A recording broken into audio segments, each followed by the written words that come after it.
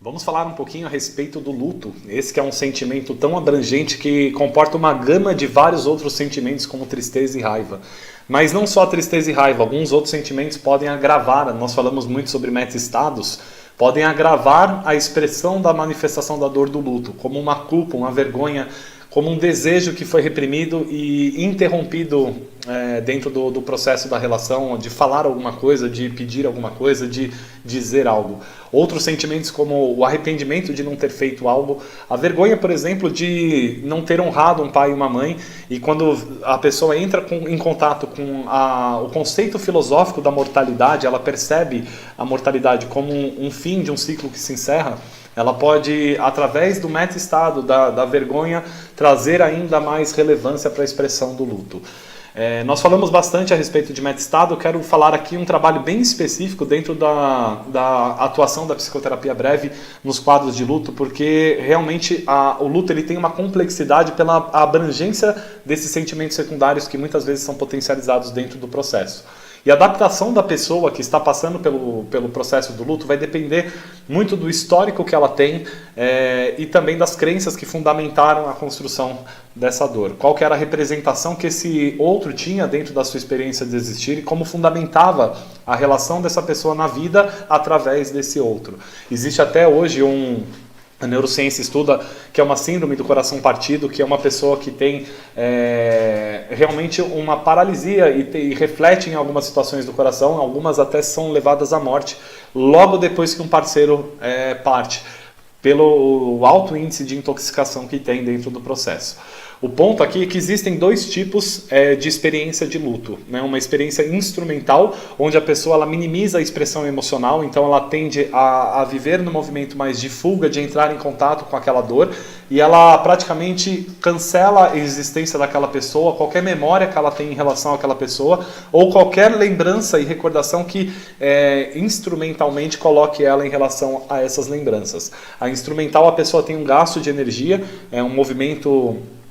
para evitar a ansiedade de lidar com essa dor, a pessoa vai tomando então um afastamento das suas emoções. Já a segunda, que é um luto intuitivo, a pessoa ela tem um alto índice de impacto emocional, a emoção está extremamente elevada e ela quer compartilhar, ela quer contar, ela troca mais as informações, só que ela fica presa dentro de um looping na dor da perda, muitas vezes na dor da despedida ou na dor daqueles sentimentos secundários, e vai ficar muito evidente aqui, eu queria ter pedido desculpa, gostaria de ter tido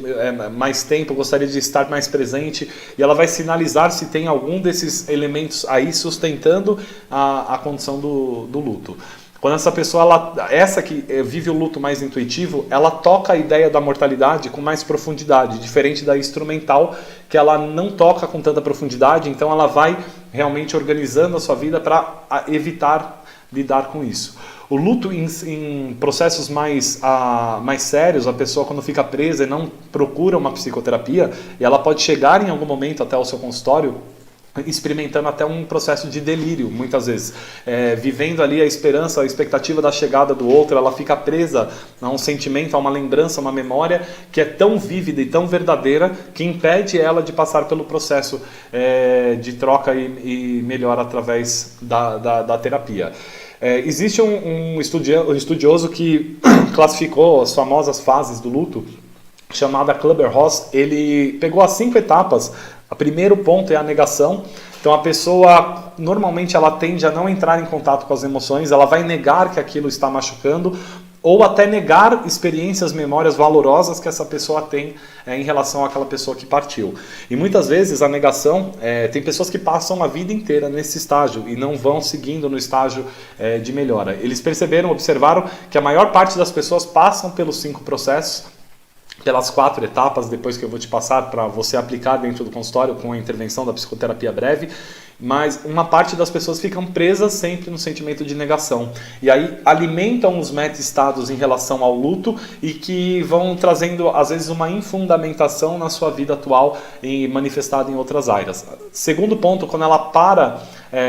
do contato com a negação, que ela aceita, ela toca aquela coisa, aquela dor, como ela se apresenta, normalmente a pessoa tende a chegar num processo de raiva. Seja raiva de Deus, seja raiva de si, aqui vão manifestar mais intensamente alguns desses estados secundários, de não ter feito algo, de ter esperado algo do outro, e aqui ela vai manifestar um misto de tristeza com raiva intensa sobre algumas coisas relacionadas a essa perda. Ela passa o movimento da raiva, ela vai para o terceiro estágio, que é a barganha. Então é como ela começa a negociar com ela mesma. Ah não, mas olha, eu não cuidei, mas foi importante eu ter cuidado de outras coisas. Eu tive lá, meu coração estava sempre com aquela pessoa, só não estava presente. Esse momento ela começa a tocar a coisa e separar o que é um comportamento que foi acontecido e entender e organizar as suas crenças. E o que leva ela a tocar com mais profundidade a tristeza. E a quarta fase do luto é justamente um estado de depressão, que aí ela toca a coisa como ela realmente se apresenta. Ela vai ter que lidar, mexer com aquelas dores e até passar no último processo, que é a aceitação. A aceitação é quando a pessoa tem a consciência que ela se transforma no legado daquele outro. Ela consegue transcender a dor daquele momento da perda, da despedida que não foi dada, ou até da imagem do momento do enterro, e ela consegue novamente acessar memórias e percepções. Uma metáfora que eu gosto de usar, se você pensar hoje numa pessoa que você ama muito, que está viva, é fácil você, ao trazer essa pessoa na mente, ter uma expressão de felicidade ou até lembranças, memórias de momentos que foram valorosos. Você consegue acessar valores e se modificar positivamente ao pensar que essa pessoa está à sua presença. Muitas vezes, quando a pessoa está passando por esse processo de luto e ainda não chegou na aceitação, ela mata a pessoa dentro dela também. Ela não consegue. Vem o pensamento, ela luta como se não quisesse lidar, porque ela aciona a memória dessa pessoa através da dor e não através da completude do que foi essa pessoa dentro da sua representação. Na aceitação, ela consegue voltar a ter contato com essas memórias, com esses valores, e vai incorporando a vida daquela pessoa novamente na sua existência, até se tornando um transmissor da mensagem daquele outrem e conseguindo assim representá-lo no mundo através dos valores percebidos. Existe uma categoria de luto que é uma categoria mais intensa e que agrava um pouco o quadro, que é o luto privado. É quando a sociedade, de alguma forma, rejeita a dor do outro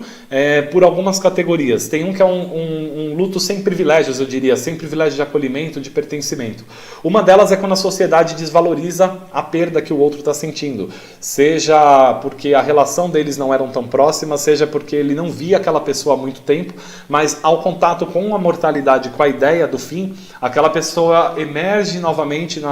nos princípios e valores com o outro, e ao sofrer aquela dor as pessoas podem menosprezar, a sociedade pode dizer, mas você nem tinha contato com ele, você nem valorizava ele, e aí ele tem que passar por um processo de luto privado sem o privilégio do acolhimento ou do pertencimento do outro na sua experiência de melhora. A segunda categoria é quando a perda ela é ambígua. A pessoa, quando tem um parente que está com uma demência tardia, por exemplo, ou alguém que está com um uso de drogas excessivo e ela tem a dor da partida, mas de certa forma tem um alívio no seu coração por ver o fim do sofrimento do outro, ou até muitas vezes quando se mistura dentro da sua experiência e a pessoa está ali, parou a vida para cuidar dessa pessoa, vai gerar um sentimento ambíguo e a pessoa muitas vezes não vai manifestar a dor do luto,